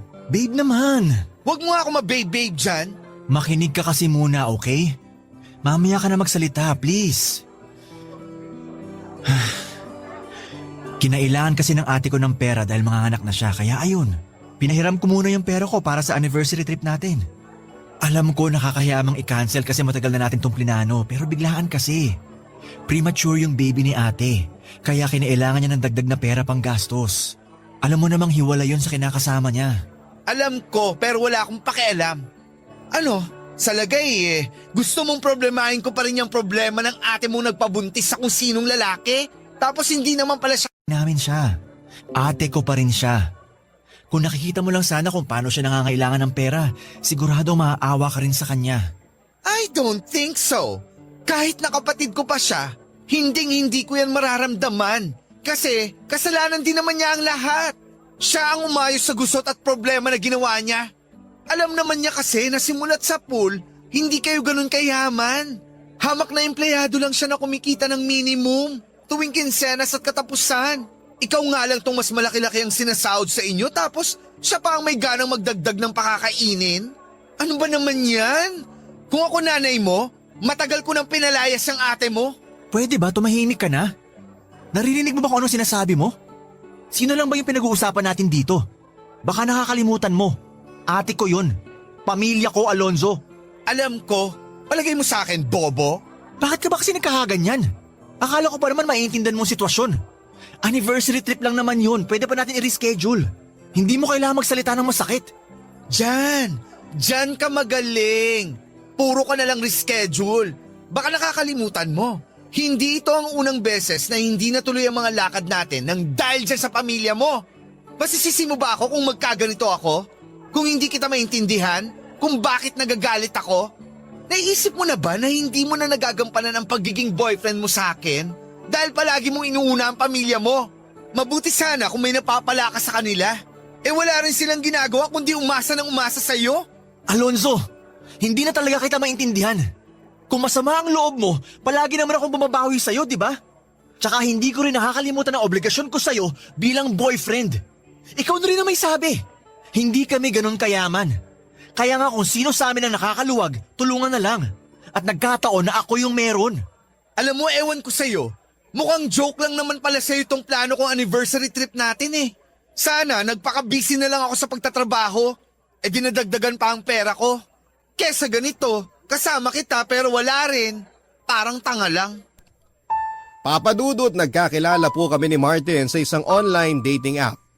Nag-click naman po kaagad ang personality namin at hindi nga nagtagal ay naging mag-on kami. Magkatulad po kami ng pinagdaanan noon ni Martin sa buhay. Hindi rin siya pinanganak na mayaman at siya rin ang breadwinner ng pamilya nila. Mahal ko po si Martin, oo, pero aminado ako na nahihinaan ako sa diskarte niya sa buhay niya. Hindi naman po ako masamang boyfriend, don't get me wrong. Maraming beses na rin po akong nag-offer ng tulong sa kanya para makapagsimula ng pangarap niyang business pero hindi po niya tinatanggap ang pera kesyo kaya naman daw niyang kitain yon sa sarili niyang paraan. Naisip ko na baka pride lang hanggang sa wala rin namang nangyayari sa kanya dahil nga sa pamilya lang niya napupunta ang majority ng perang kinikita niya. Mga perang pinaghihirapan niya, papadudot. Ayoko po talaga sa tao yung hindi ginagawa ang lahat para makaalis sa lusak na kinakasadlakan nila. Yung bang naghihintay sila ng ibang tao na tutulong sa kanila dahil masyado silang mahina para tulungan ang mga sarili nila. Alam ko po ang pakiramdam na walang-wala. Kaya nga nang maranasan ko ng magkaroon ay ayoko na ulit bumalik pa sa ganong klase ng pamumuhay. Para sa akin, yun ang isa sa mga bagay na hindi maintindihan ni Martin dahilan para magkalabuan kami ng mga panahon na yon, papadudo. Umabot sa punto na kahit maliliit na bagay ay pinag-aawayan na namin. Aminado rin naman po ako na mas umiksi ang pasensya ko in general kaya lahat na lamang ay isyo sa akin. At kahit sino na lamang ultimo si nanay ay nasusungitan ko, papadudot. Siguro dala na rin ng stress, puyat at burnout dahil halos wala na talaga ako noong ibang pinagkakaabalahan kundi ang pagtatrabaho ko, investment at isipin kung paano ko pa mapapalago ang perang meron ako.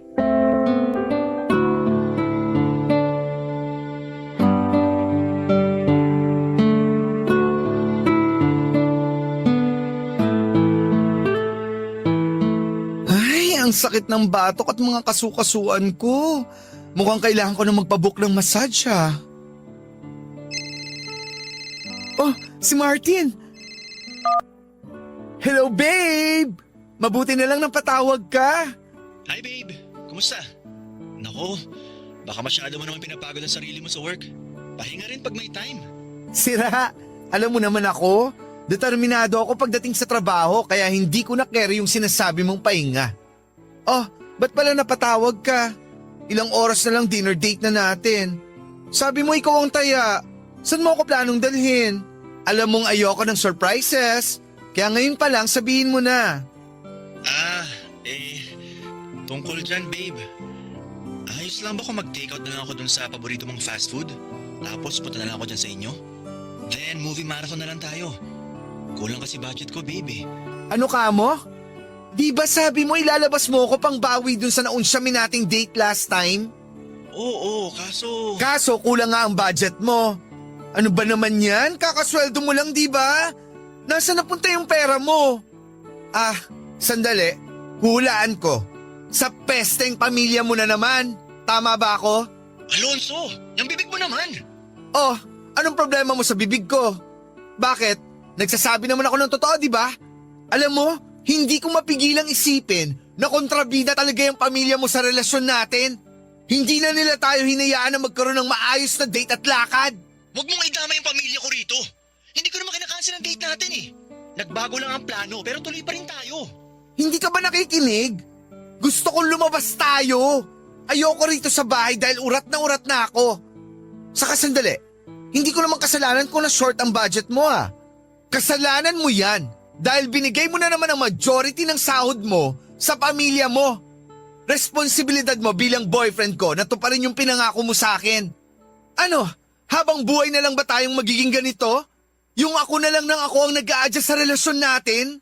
Sorry kasi hindi ako tulad mo na malaki kumita ng pera. May ipon sa bangko at walang sinusuportahang pamilya.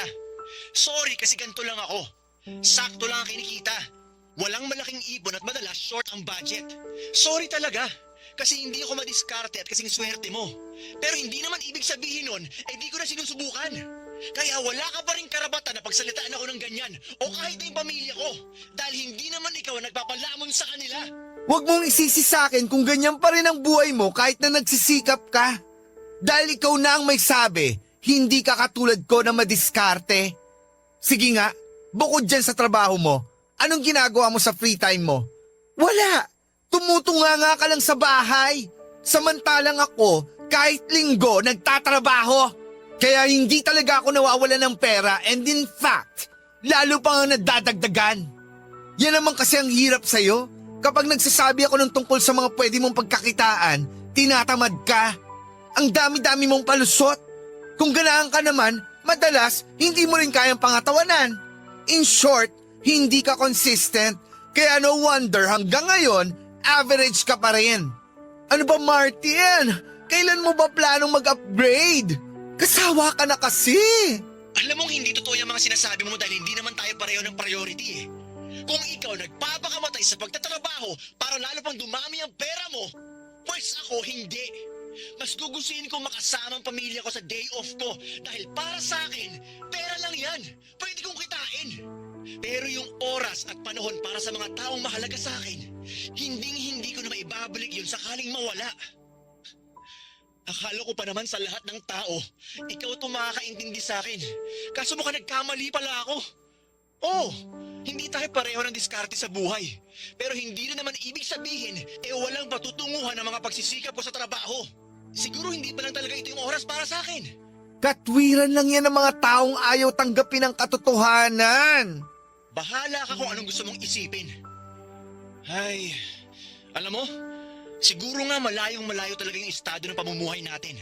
At kahit na anong mangyari, hindi tayo magkakasundo. Alam mo kung bakit? Kasi palagi tayo may pagtatalo ng mga bagay-bagay. Kaya nga naisip ko, Alonso, what if, wag lang muna tayo magkita? Ano? At ikaw pa tong may yung mga katulad mong mahihina. Hindi kita kailangan.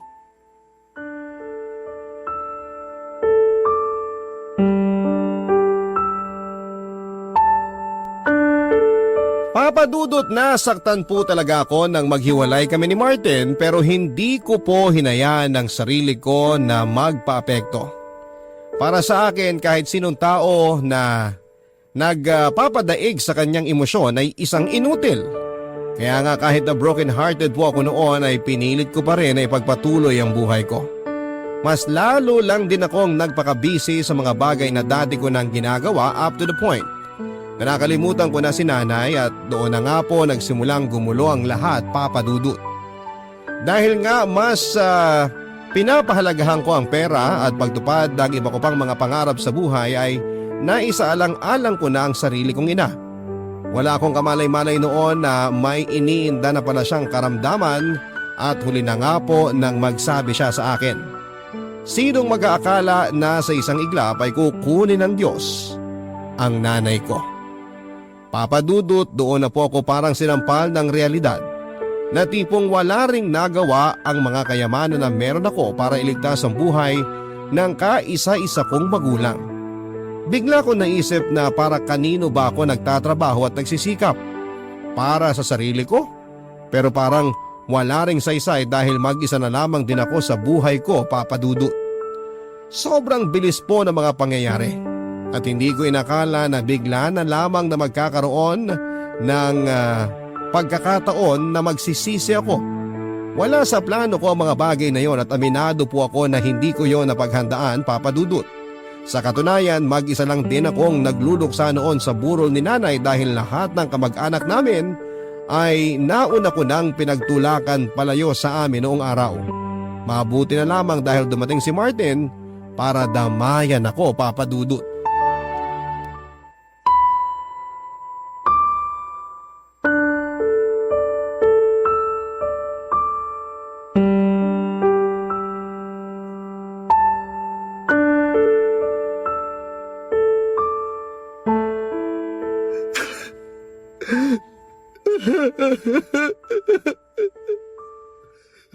Sobrang sama ko bang anak? Kasi ultimo sarili ko ina na pabayaan ko, Martin. Siguro kahit na hanggang sa kabilang buhay, hindi ako mapapatawad ni nanay. Shhh! Alam mo hindi totoo yan dahil mahal na mahal ka na nanay mo. First time ko pa lang siya nakita noon. Ramdam ko na kaagad na napakalambing at napakabait niya. Kaya nga sinasabi ko sa'yo na hindi siya galit. Pero hindi ko pa rin mapigilang isipin na ang laki ng pagkukulang ko sa kanya. Biruin mo yun. Napabayaan ko siya samantalang nangako ako na palagi ko uunahin ang kapakanan niya. Tapos uli na pala ang lahat para bumawi pa sa kanya. Kasi tingnan mo, isa na siyang malamig na bangkay.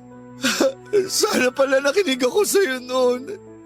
Sana pala hindi ako masyadong nagpakabisi sa pagtatrabaho. At pinagtuunan ko ng pansin ang kaisa-isang magulang ko. Ngayon, nagsasisi na ako pero alam ko rin naman na hindi na ulit mabubuhay si nanay. Pakiramdam ko tuloy nabigo ako bilang anak. Dahil hindi ko nagawa yung tungkulin ko sa kanya. Ay, Alonso, lahat naman tayo nakakagawa ng mga pagkukulang kahit ng sarili pa nating magulang. Ako, madalas, kinananay at tatay. Pero sinisiguro mo na nakakabawi ka. Kahit na sa simpleng paraan. Hindi mo hinahayaan na may tampo sa'yo ang parents mo. Samantalang ako, simula na ako masenso sa buhay. Wala na ako ibang inisip kundi kung paano pa madadagdagan ang perang kinikita ko. Dahil para sa akin, yun lang ang kailangan ko para maging masaya. Pero maling-mali ako. Dahil tama ka naman sa sinabi mo noon eh. Na mahalaga ang oras at panahon na nilalaan natin para sa ating pamilya. Sana talaga nakinig na lang ako sa iyo. Hindi sana ako magsisisi ng ganito ngayon. Sigurado kung nakikita at naririnig ka lang ng nanay mo, hindi niya gugustuhin na nagkakaganyan ka. Oo, may pagkukulang ka sa kanya. Pero ayaw pa rin niya na habang buhay mong sisihin ang sarili mo. Lahat tayo may hindi magandang pag-uugali. Kahit ako. Dahil hindi naman tayo pinanganak na perpekto eh. Lahat tayo nagkakamali sa mga desisyon natin sa buhay. Pero hindi ibig sabihin hanggang doon na lang tayo. Alam ko mahirap pa sa ngayon dahil nga sa mga nangyayari. Pero naniniwala ako na darating yung araw na unti-unti ka rin makakapag-move on.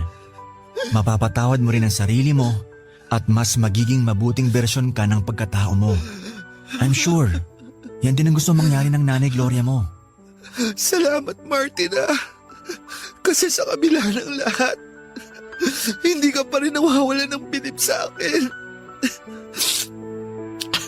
Ako kasi parang biglang nabobo. Yun bang tipong hindi ko na alam ang gagawin. Mabuti na lang nandyan ka. Sorry kasi hindi ako naging mabuting boyfriend sa'yo noon. Nakaraan na yon. Tsaka hindi lang naman ikaw, ako rin. Nagkulang din ako kaya hindi nag-work out ang relasyon natin. Alam mo, matapos nating mag-break noon, nakapag-isip-isip talaga ako ng husto. At doon ko nga na-realize na sana, mas lalo ko pang sinubukang gawin yung mga bagay na gusto mong gawin ko para umasenso rin ako sa buhay. Aminado ako, naging ma-pride ako at hindi kita pinakinggan. Bigla talaga ako natauhan nung time na yon. Naisip ko, para din naman sa sarili ko yun at sa pamilya ko. Kaya ganun mo na lang ako suportahan sa mga bagay na alam mong ikagaganda ng takbo ng buhay ko. Dapat mas naging understanding ako. Kaya lang hindi ko na nga nagawa. Mali rin naman kasi ang paraan ko ng pakikitungo at pagtuturo sa'yo. Dahil pinipilit ko na maging katulad kita. Nakalimutan ko nang nakakasakit na ako ng damdamin. I'm so sorry talaga, Martin. Diba sinabi ko naman na tapos na yon? Ang mahalaga, nagkakaintindihan na tayo. Pwede na nating isang tabi yung mga nangyari. Sa ngayon, nandito ako bilang kaibigan mo. At nakahanda akong damayan at samahan ka. Okay? Malalagpasan mo rin to. Natin. Kasi, kasama mo ko. Malaki po talaga ang utang na loob ko noon kay Martin dahil dumating siya at sinamahan ako sa panahon na kailangan ko siya. Kahit na nagkahiwalay na kami noon bilang magkasintahan ay hindi po ipinaramdam sa akin ni Martin na ibang tao ako. At kahit na matapos ang libing ni nanay ay palagi pa rin po niya akong kinukumusta at inaalalayan. Eventually, yun din po ang naging daan para muli nga pong tumamis ang aming pagtitinginan at hindi nagtagal ay nagkabalikan kami. Papadudot, malaki po talaga ang pagsisisi ko dahil naging makasarili ako. Dahil sa pagpupumilit kong tuparin ang pangarap ko ay nawala sa akin si nanay. Akala ko noon, kaya kong mabuhay ng mag-isa dahil may pera naman ako. May bahay ako at iba pang mga ari-arian pero hindi po pala ganon kadaling maging masaya. Lalo na kapag wala na sa mundo. Yung taong pinaglalaanan mo at dahilan kung bakit desidido kang umasenso. Yun po talaga yung biggest regret and learning ko sa buhay ko. Sa kasalukuyan ay masayang-masaya po ako dahil kahit papaano ay unti-unti ko nang nabibigyan ng kapayapaan ng puso ko sa pamamagitan ng pagtulong at pagbabahagi ng mga biyaya na meron ako sa ibang tao. Lalo na po doon sa mga higit na nangangailangan talaga. Hindi ko po iisa-isahin ang mga charity event na sinusuportahan ko dahil ayaw kong ulit magpakahambog. Pero totoo pala ang kasabihan na para lubusan kang maging masaya ay tumulong ka sa iba. Bagay na lagi rin po noong sinasabi sa akin ni nanay. Maraming salamat po sakaling mapili po ninyong itampok ang aking Barangay Love Stories, ang kwento ng buhay ko. Alam ko na medyo kakaiba ito kaysa sa mga tipikal na tema ng pag-ibig na palagi ninyong fini-feature pero sana ay magkaroon pa rin ako ng kapangyarihan para mag-inspire sa mga listeners ninyo. Ang inyo pong forever kapuso at kabarangay, Alonso. Ang buhay ay mahiwaga, laging may lungkot at saya. Sa Papadudot Stories, laging may karamay ka. Mga problemang kaibigan, dito ay pakikinggan. nandyan ka sa Papa Dudut Stories, kami ay iyong kasama. Dito sa Papa Dudut Stories, ikaw ay hindi nag-isa.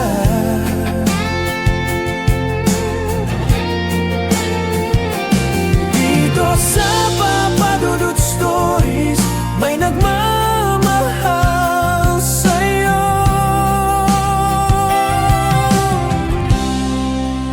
Papa Dudut Stories,